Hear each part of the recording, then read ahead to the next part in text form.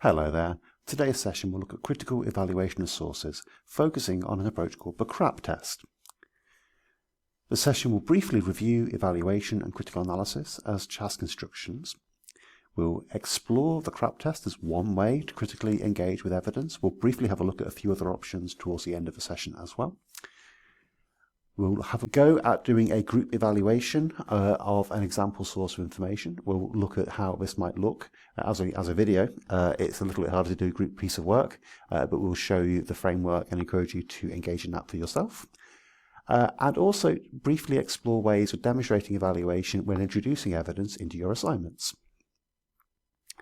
So, let's think about some of the key words involved in the topic we're looking at today. So, evaluation is one of the higher order skills in Bloom's taxonomy. Bloom's taxonomy, if you've not come across it before, is a way of breaking down tasks involved in learning from the basic stuff about remembering and understanding up to analysing, evaluating and creating what we call the higher order skills.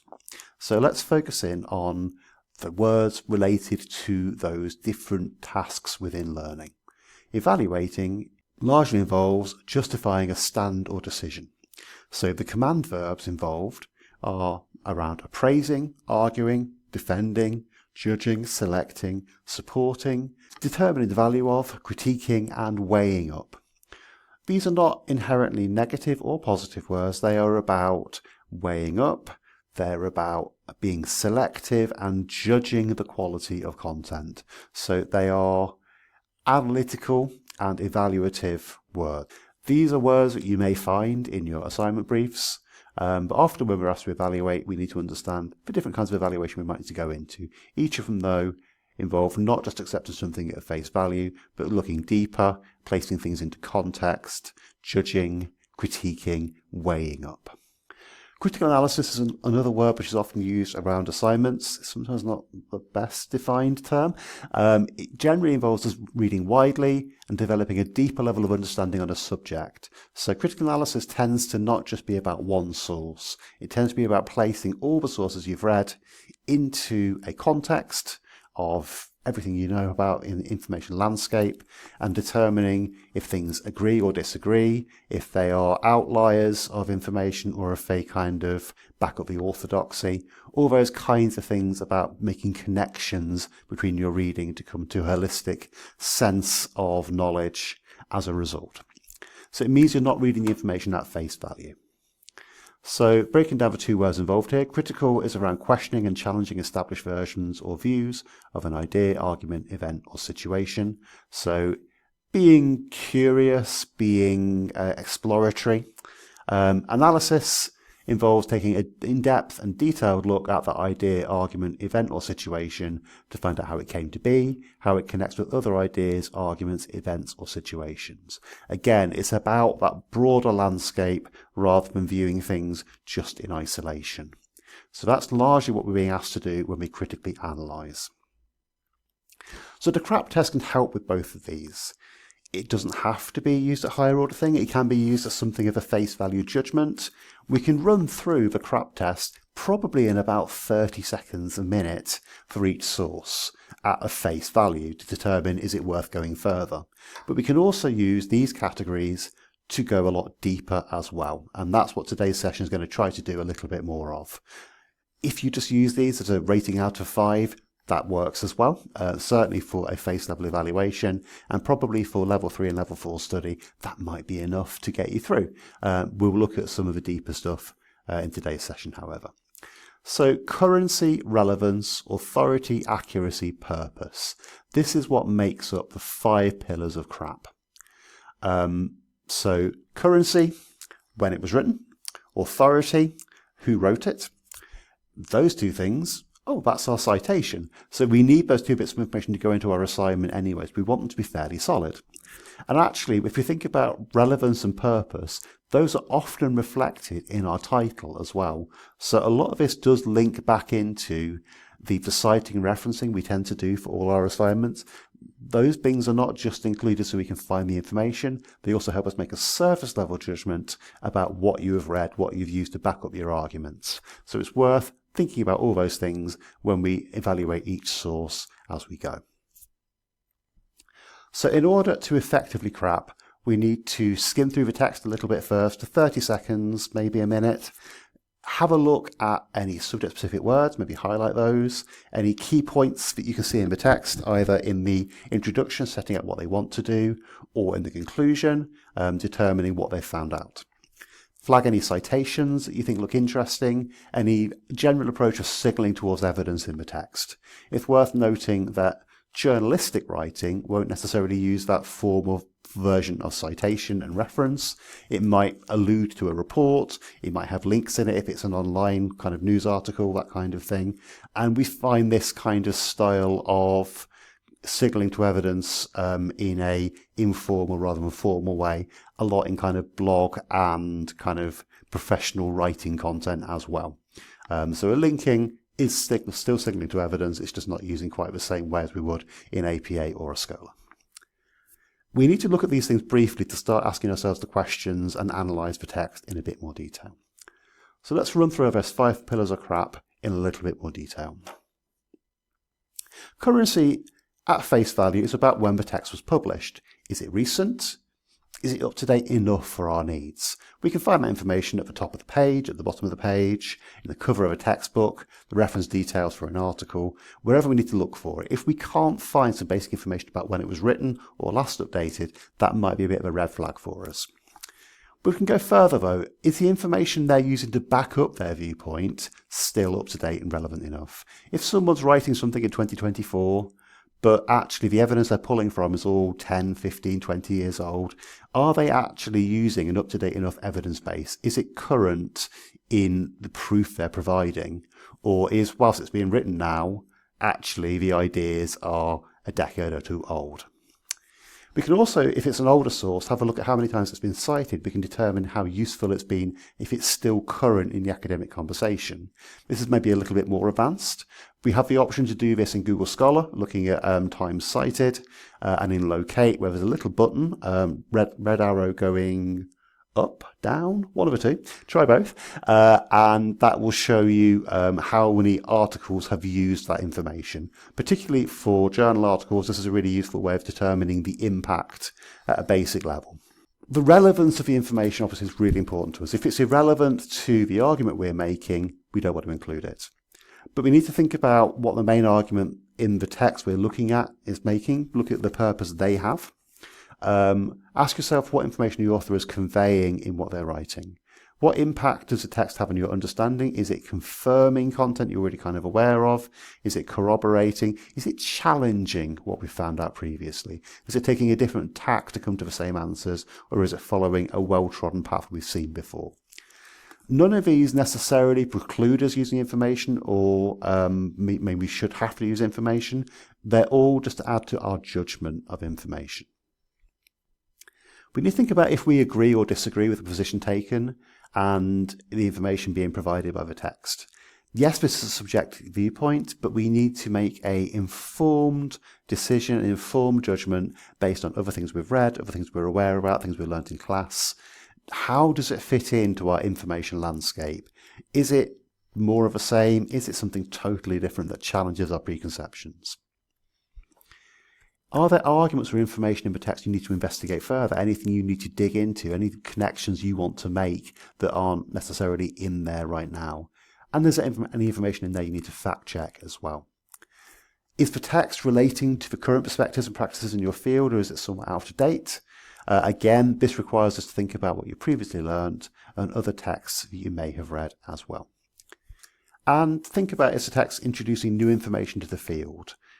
So is it novel? Is it kind of confirming? Is it challenging? Consider the evidence and proof behind this new information. Is it hypothesis which needs testing, or have they actually got really solid evidence to back up what they are saying? In terms of authority, we need to know who the author or creator of the text is. Ideally, it's an individual or individuals. It might be an organisation, in which case we want to dig into who the lead author was, perhaps. For individuals, we can often Google them, find out what else is said, or also we have an academic version of this called the ORCID record. This is a way of determining who an individual is, what their affiliations are, what they've written. It can be quite hard to determine particularly if they've got a common surname like Kim or Khan or Gonzalez, to determine if we are looking at the same author writing multiple pieces of work, particularly if they sometimes use their first name, sometimes use their initials in the reference. Different journals have different expectations in that. Sometimes people will accrue a middle initial as they become more important because it makes them look more stately somehow. And of course people get married and divorced, and their surnames can change as well. The ORCID ID will follow them through all those different variations of the name. So if we are trying to track a actual individual author's work, it can be quite helpful to have that. It's worth noting that probably only works for authors over the last 15, 20 years. We're going to struggle to use it to tell our Skinners apart, for example. We want to have a look at the credentials of our author. This might be baked into the work. It might be at the top of the journal article or magazine information, saying where they work, what their previous experience is, giving a sense of if they're an expert in their field, an academic, or potentially that they're a journalist who's just writing about that topic on that day. We can also consider where the information has been published from, because this adds some sense of authority or potentially detracts from it. Is it an authoritative publisher? Is it one you've heard of before? Is it a reliable looking web domain if it's an online thing? In terms of published books, we have things like university presses. So Oxford University Press is going to be mostly at a kind of academic level of a certain degree, whereas Penguin is perhaps more popular information. It's not to say that it's not necessarily wrong, but it might be going at a slightly lower level. It's also worth reading reviews of sources as well.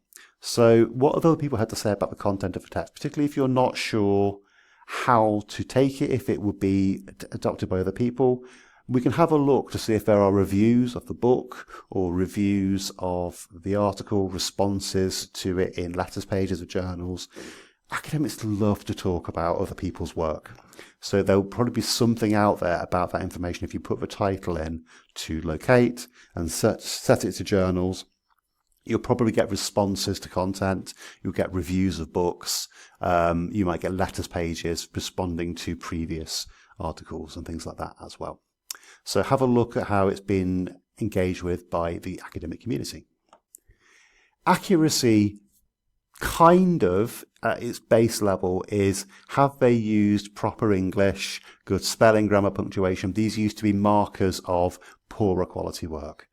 We now have the tools that no one really should be publishing work with all these mistakes in place. Although obviously some people do, some people still have that issue. Even learned publications sometimes have mistakes in them. But let's use accuracy to be a bit more specific. So what strengths have they demonstrated in the work? Have they used subject-specific vocabulary? Is the vocabulary consistent with current trends in the field? Are there weaknesses in the text? Have they left information out, either deliberately or accidentally? Have they tried to provide one side of an argument more than the other? In terms of their argument, is it convincing? Why or why not? And are the conclusions logical? So again, this is an adaptation of accuracy from perhaps the traditional CRAAP model. There are plenty of content out there which will talk maybe a bit more about determining if something is written correctly. But these are perhaps the more important things for us to look at university levels for evaluation and analysis. And the purpose of a text. This is the P, the last pillar of CRAAP. What is the purpose? Why is it being written? Is it educational? Is it to persuade us of something? Is it to sell us something?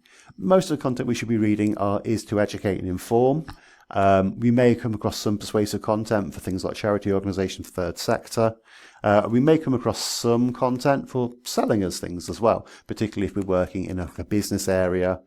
We may be looking at company pages where we have to kind of try to pick out the positive spin they put on the information and look at the data underlying it for ourselves.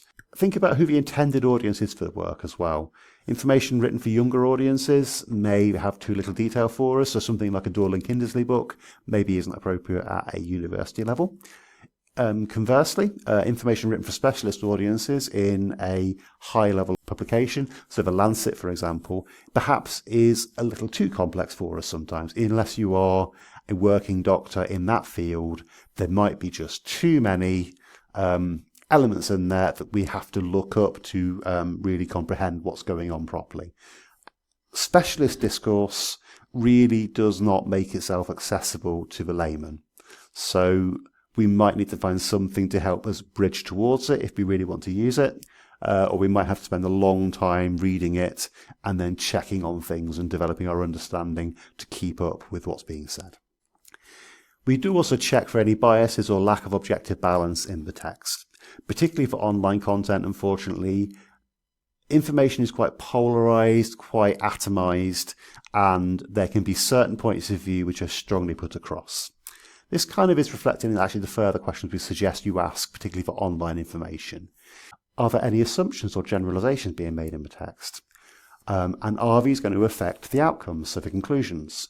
Are there any generalizations being made based around the research population?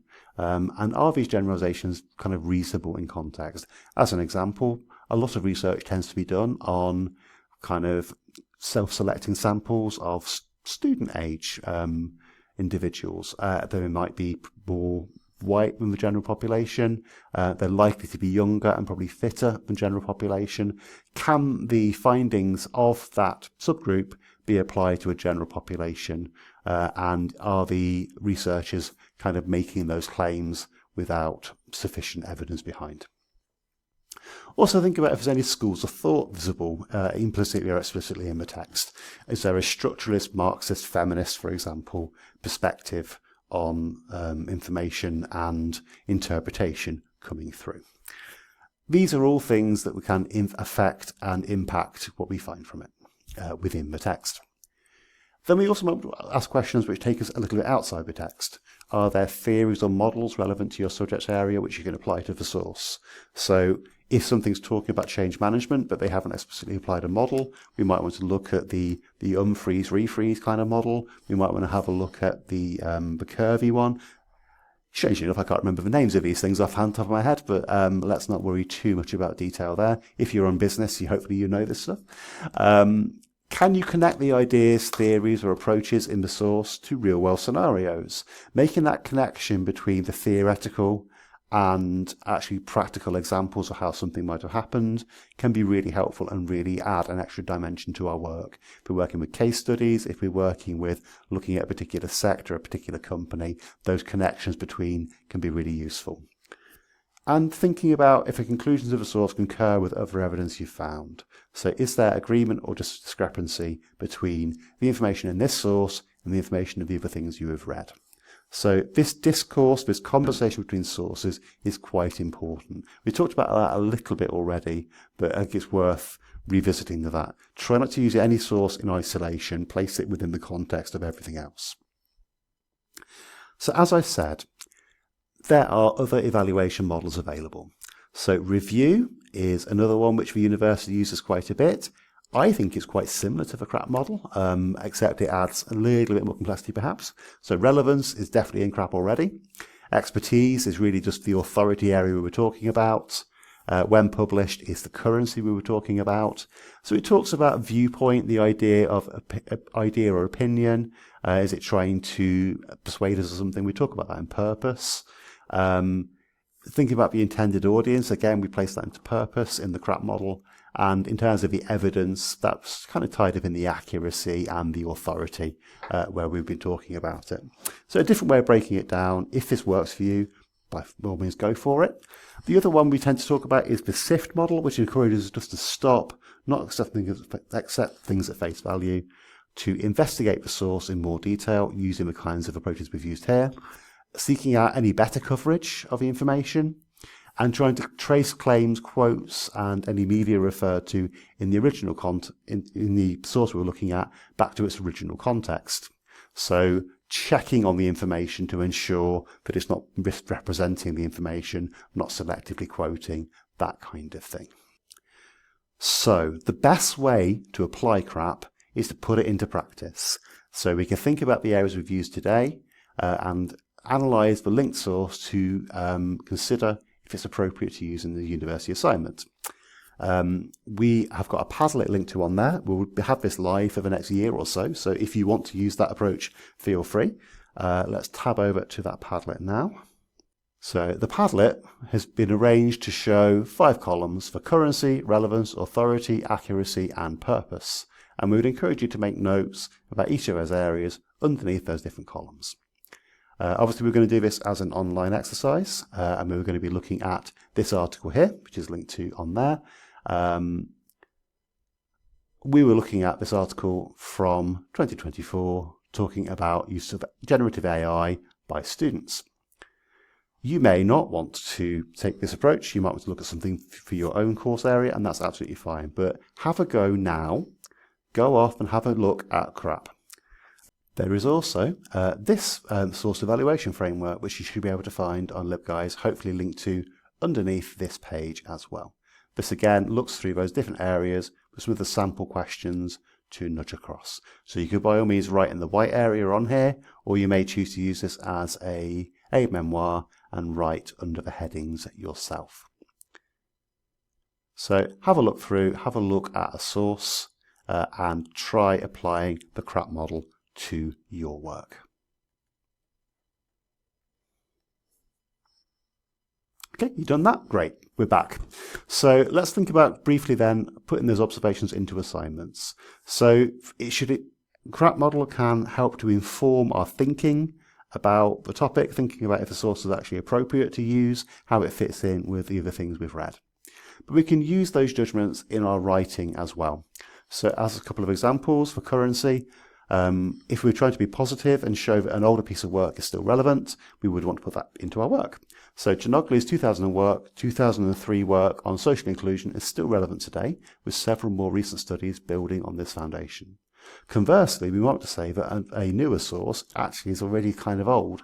So Ugale's 2024 observations have already been superseded by changes in the HE marketplace, and then we would go on to talk about what those changes are.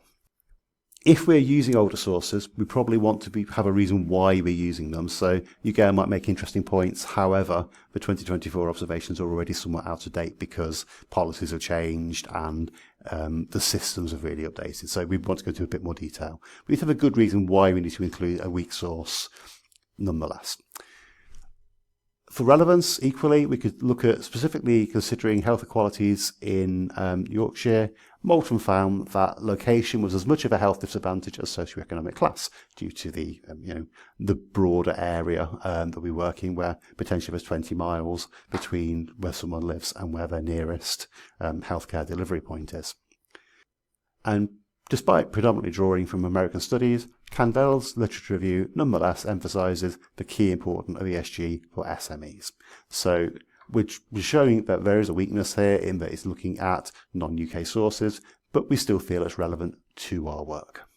So again, we're drawing in some of the observations we made during our CRAAP process to improve our writing, rather than just talking about Candel's literature review. Or Candel identified the key importance of ESGs for SMEs, which is a really quick way of writing that. We're giving more detail, recognising it is predominantly American, because you might get that in your marking otherwise, but showing that we still see it's relevant. And we would go on to kind of talk about the key findings and then hopefully apply it to a UK-based example for our needs as well. I don't propose to read through the rest of these, but we can do the same things with authority. So we can demonstrate that if someone has experience, or we can reflect that whilst a piece of research is really good, there might be some conflicts of interest which have affected potentially the findings. We can reflect on how an organisation fits in with the broader environment. And we can reflect on an individual's potentially self-serving or non-objective reasons for making an argument as well. So, as in a summary then, analysis and evaluation involves asking questions and not accepting information at face value. A structured approach like CRAAP can be helpful. There are plenty of other approaches out there, so find the approach which works for you, whether you're adapting, whether you're creating something totally new, but try to have some kind of systematic way of looking at your sources to think about if they're good or not. If you're not sure about the quality or strengths or weaknesses of a source, please speak to a member of library staff or talk to your tutors for advice. If you have any questions, please get in contact either with myself or with your local librarian. Thank you very much for watching. I hope you have a great day.